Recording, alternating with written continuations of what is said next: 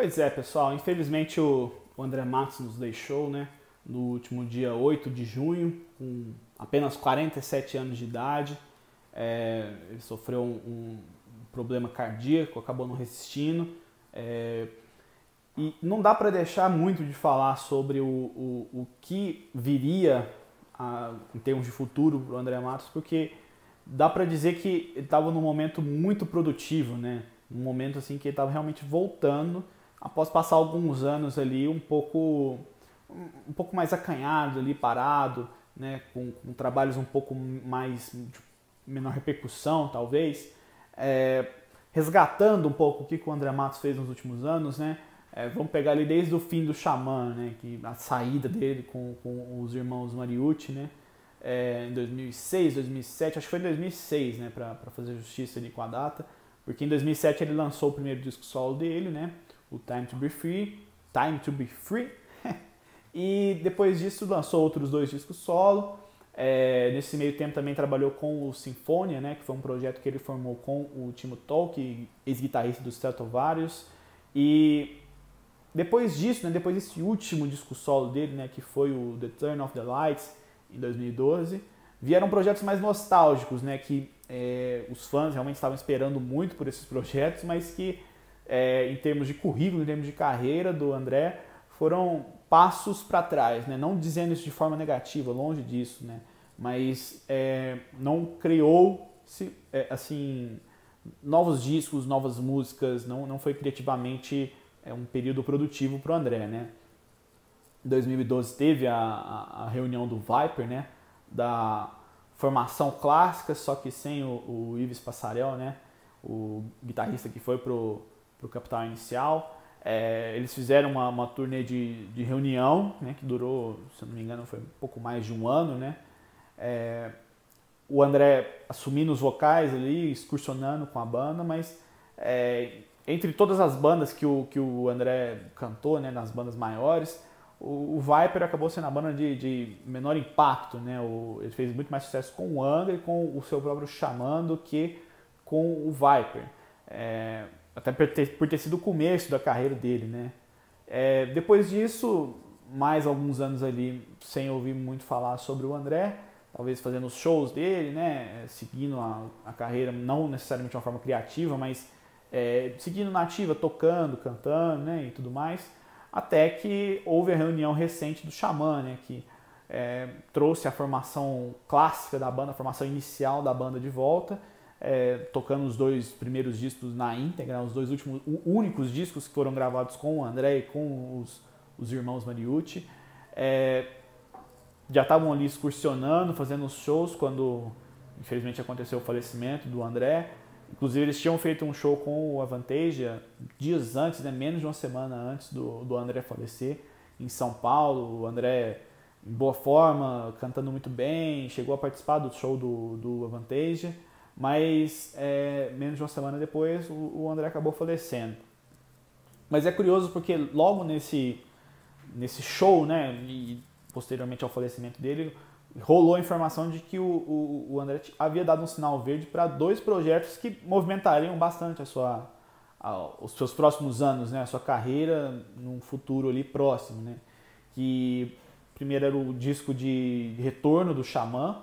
Ele queria gravar um álbum para sacramentar o retorno, que até então estava acontecendo só nos shows, em turnê, né, e o que muitos fãs já esperavam, né, gostariam que acontecesse, que era uma reunião dele com o Angra, né? Não se sabe exatamente como é que essa reunião iria acontecer, até porque ele deu o sinal verde para essa reunião rolar, tipo, na verdade, para ter uma conversa sobre essa reunião, né? Sabendo o tanto que o André ele é sistemático, né? E até um pouco orgulhoso com as decisões que ele tomou ao longo de sua carreira. Ele deu um sinal verde ali no dia 2 de junho, e 6 dias depois ele faleceu, né? Então não houve nem tempo, né, para se conversar sobre isso. Inclusive, numa publicação, numa nota oficial, o Paulo Barão, que é o empresário do Angra, comentou que o André havia dado um sinal verde para essa reunião e para esse disco também da outra banda, do Xamã, e que eles estavam planejando conversar em um jantar que estava marcado para a noite de 8 de junho, que foi o dia em que o André Matos faleceu. Ele faleceu de manhã, o jantar estava marcado para a noite, acabou obviamente não rolando, né? Nesse caso, não se nem se conversou direito, né, como é que seriam esses novos projetos aí da carreira do André, esse futuro, ainda mais considerando que no caso do Angra, talvez ali era um começo de uma situação que levaria muita conversa, muita negociação, não financeira, mas de negociar de condições mesmo, de negociar relações, né, vamos assim dizer, de acalmar ânimos, né, de fazer as pazes, de finalmente pôr um ponto final naquela treta que começou ainda no fim da década de 90. E acabamos não sabendo, né, como é que isso se desenrolou. O que a gente tem de informação foi o que o Paulo Barão falou e uma confirmação que veio também do Kiko Loureiro, né, em um dos vídeos que ele publicou recentemente no YouTube. Ele comenta que, inclusive acho que foi o Paulo mesmo que falou para ele, que o André, depois de, sei lá, de 20 anos, né, simplesmente disse pela primeira vez que estava topando conversar sobre um eventual retorno, sobre uma eventual reunião. Em um segundo vídeo, até que o Kiko publicou, o Kiko Loureiro, ele fala que o grande erro, né, dessa relação dele com o André, que praticamente não existiu nos últimos 20 anos, desde a saída dele do André do Angra até o momento em que o André morre, né, falece, o grande erro foi não ter conversado com o André de forma, assim, como um amigo mesmo, e não como dessa intenção de reunião, né? O Kiko e os outros integrantes do Angra, pelo que consta, sempre davam assim um recadinho, né, para terceiros, para informarem ao André que talvez seria legal, né, quem sabe fazer um projeto de reunião, um show, uma turnê, sei lá, né, alguma coisa para reviver aqueles tempos, né? Mas o André era realmente o sujeito que falava não tô afim, não quero, até por ter muito bem definido o que ele queria, né, para sua vida, para sua carreira. O André não era um sujeito muito fácil de se convencer com propostas, ainda mais vindas de terceiros, né? Talvez se o próprio Kiko tivesse chegado no André para conversar, para falar sobre o assunto, teria rolado de forma mais fácil, quem sabe, ou até mesmo pelo erro que o Kiko admite ter cometido, né, de ter tratado esse assunto de forma sempre muito profissional e não como pessoal, né, de amigos que tiveram uma banda por 8 anos, que tocaram juntos por 8 anos, viajaram juntos, compartilharam quartos de hotéis juntos, viveram momentos juntos, de talvez começar conversando para pelo menos retomar a amizade, né, para ter uma situação um pouco mais amistosa, não que eles tenham tretado horrores e tudo mais, até porque a relação deles era muito profissional também em termos de imprensa, né? Ninguém ficava cutucando um ao outro, criticando um ao outro publicamente, mas havia ali aquela rusga que rolou em 99 e não se resolveu. Infelizmente, o André faleceu e não houve solução para esse problema. Mas dá até para imaginar que talvez essa reunião não seria a reunião que todo mundo está esperando, né? Porque o Angra está muito bem, ó, né, nesses últimos anos, não dá para negar que o Angra finalmente ele se encontrou depois de passar por mais problemas, né, no fim da década passada e início dessa década, com o Edu Falaschi, né, antes com o Aquiles Priester, né, depois a entrada, a volta, né, do Ricardo Confessori, que também acabou saindo, o Edu também saiu, e até o Angra realmente se reencontrar, né, considerando até que até então o último disco legal que eles tinham lançado era o Temple of Shadows de 2004. Lançaram outros 2 discos que não foram muito bem recebidos, que particularmente também eu não gosto muito, que é o Aurora Consurgence e o Aqua. Eles se reencontraram trazendo uma pessoa que assim, ninguém esperava que talvez poderia topar um convite desses, mas topou, que é o Fábio Lione, vocalista do Rhapsody of Fire, né? E consagradíssimo no meio do Power Metal, não é brasileiro, né? Então mais um motivo para a gente não ter esperado esse aceite, né, desse integrante, mas o Fábio acabou se integrando ao Angra e se encaixou muito bem, porque é um grande cantor, um grande performer. Eu sou muito fã do que ele ofereceu, especialmente para esses últimos anos do Angra, né? Não sou tão ligado no Rhapsody of Fire, mas gosto do que o Fábio fez no Angra. E acabou que também, por mais que tenha rolado abaixo do próprio Kiko Loureiro, que deixou a banda para poder integrar o Megadeth, trouxe um bom integrante, né, que é o Marcelo, guitarrista, o Bruno, baterista também, que veio substituir o Ricardo, o Bruno Valverde. São bons músicos que vieram só a somar mesmo para o Angra, né? Ninguém veio tentando mudar a ideia do Angra ali. E eu acho que funcionou melhor ainda pelo fato de que finalmente ficou claro que o Rafael Bittencourt ele é o líder do atual momento do Angra, né? Ele compõe tudo mesmo ali, idealiza tudo. Os outros integrantes são mais para execução mesmo, obviamente eles contribuem, né, colaboram, mas é o Rafael liderando ali. Isso na época do André não ficava tão evidente assim, até porque era o próprio André mesmo que era o líder criativo ali, né? Lógico que todos os integrantes sempre colaboram, mas o que conduzia, o que deixava a sua influência maior aparecer era o André.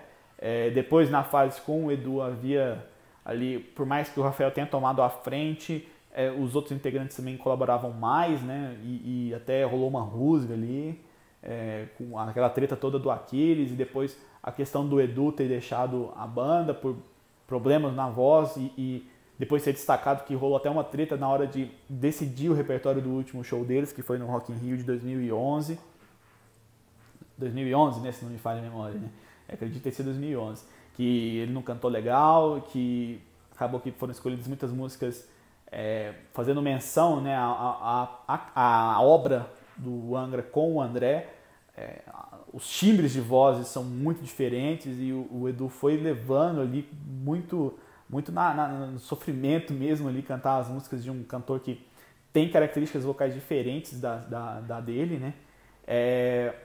Então, assim, a relação não era boa, né? Não dava pra ver que a relação não era boa, até por não ter exatamente apenas uma figura de liderança, né? Era sempre... Também havia uma rusga ali, não sei exatamente o que acontece, né? Só quem tá ali dentro pra saber, mas parece que o Angra finalmente se acertou com a formação atual. Então, não imagino que um retorno da formação clássica seria alguma coisa para acontecer de forma, sei lá, completa e de fazer uma turnê grande e talvez gravar um disco. Eu acho que não seguiria para esse caminho, né? Acho que seria alguma coisa meio assim, mais no estilo do que o próprio Viper fez, né? De ter alguns shows, de ter uma turnê, mas uma turnê reduzida ali. O Viper até tinha menos compromissos do que o Angra, porque o Angra tem uma formação atual, em vigência, né? O Viper naquele momento não tinha, né?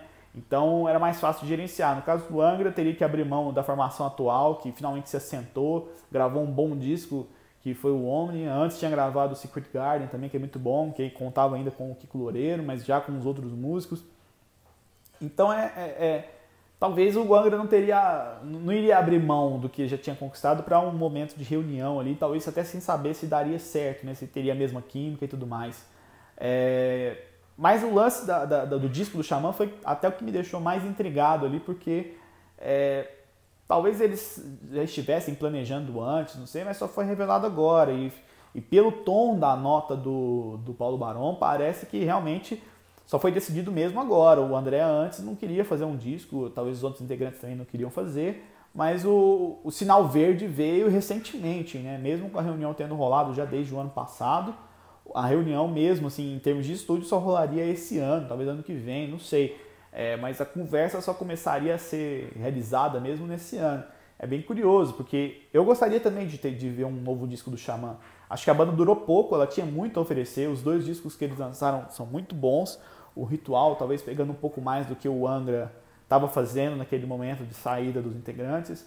O Reason já caminhando por um caminho mais próprio, melodias mais um pouco melancólicas, assim, né? Que trabalham um pouco mais pesado, mais com a cara do André do que o próprio Ritual, que serviu mais como uma sequência do que o Angra poderia ter feito, enfim. O Xamã sempre me pareceu uma banda muito criativa, assim como o Angra, né? Mas o Angra já com os problemas que começaram a rolar depois do Holy Land, Fireworks já ficou um pouco comprometido, é um disco muito bom, mas já ficou um pouco comprometido ali. No caso do Xamã, eu acho que tinha muito ainda a oferecer, até por ter também bem clara a figura do André como uma liderança criativa, né? De como o cara que realmente fazia as melodias, de fazer as criações mesmo, né, do Xamã. Então ficou devendo ali um terceiro disco para dar sequência daquele trabalho, a banda acabou de uma forma muito abrupta, talvez, não sei nem dizer ao certo porque que o pessoal saiu da banda, ficou só o Confessor, mas acho que teve uma questão também empresarial novamente relacionada, até direitos em cima do nome, enfim, questões muito complexas, né? Que não cabe a nós ficar discutindo porque é inerente aos integrantes ali, a quem realmente viveu aquele momento, talvez questões que transcendem a música, né? Já são questões mais operacionais, empresariais, etc. Então, ficou faltando esse terceiro disco, né? Esse disco de retorno, talvez ele seria até mais saudosista, não sei se ele seria tão criativo, mas talvez seria alguma coisa mais na veia do Ritual, dos clássicos do Angra também, não seria uma coisa tão inventiva como o Reason. Não dá nem para saber também como é que seria muito esse trabalho, pegando ali pelo histórico recente dos integrantes, especialmente do André, porque o André estava sem lançar um disco solo há 7 anos, se eu não me engano, né? O The Turn of the Lights, se não me falha a memória, acho que até falei no começo do vídeo com uma certeza maior, mas ele é de 2012, se eu não me engano. Então, não dá para saber muito bem como é que sairia um trabalho, mas esse trabalho que viria do Xamã poderia até ser um pouco mais inventivo, mas eu acho que seria um pouco mais na linha do que o Ritual apresentou, né? Talvez nesse momento de retorno, de reunião, de nostalgia que o André vivia, né? Quem sabe, né? De certa forma nunca vamos saber, até porque ele não começou nem a ser gravado, nem começou a ser idealizado, não tem nem aqueles registros, aquelas demos, né? Aqueles materiais não finalizados e tudo mais. Acho que ainda vai sair muita coisa do André em termos de produção, né? De coisas que ele gravou e acabou não sendo lançadas.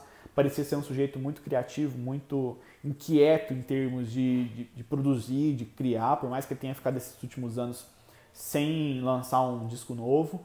Ele estava sempre na ativa, sempre se reinventando de certa forma, né? Deixou 2 bandas no momento de quase de auge delas para seguir suas ideias mesmo e de trabalhar no que ele realmente acreditava. É uma pena, né? Infelizmente não vamos ver o que o André poderia ter oferecido nesses últimos anos, mas o destino acabou tirando o André desse mundo, né? E a gente tem que aceitar realmente da forma que aconteceu. E realmente continuar lembrando do trabalho que ele fez. Eu acho que serviu até para muita gente de uma forma ruim, né, trágica, mas serviu para muita gente rever e relembrar os trabalhos que o André deixou, né, com o Angra, com o Xamã, com a carreira solo, com os outros projetos paralelos. Ele era um cara muito admirado, um cara idolatrado mesmo para mim. Eu acho que foi a maior perda que o metal brasileiro teve até hoje, né? O falecimento mais marcante que a gente teve até hoje. E assim, a falta dele vai ser muito sentida, muitas homenagens ainda estão por vir. E de certa forma acho que até muito material que ele deixou, talvez sem finalizar, inacabado, demos, registros caseiros, etc., devem acabar aparecendo aí, até dando um tom maior de como foram esses últimos anos do André em termos criativos. Eu gostaria muito de ouvir isso, até porque o André tinha muito bom gosto nas suas produções, nos seus trabalhos, então se tem o nome dele envolvido, geralmente é coisa boa. Então é isso, espero que vocês tenham gostado um pouco dessa reflexão, dessas informações que eu trouxe, das opiniões que eu trouxe aqui também. Se você gostou, deixa a sua curtida, deixa o seu comentário. Se você não gostou também, deixa o seu comentário, vamos conversar sobre música. Deixa sua inscrição aí também no canal e aproveita para dar uma olhada nos outros vídeos que eu fui gravando aí. Espero que vocês gostem do conteúdo. Valeu!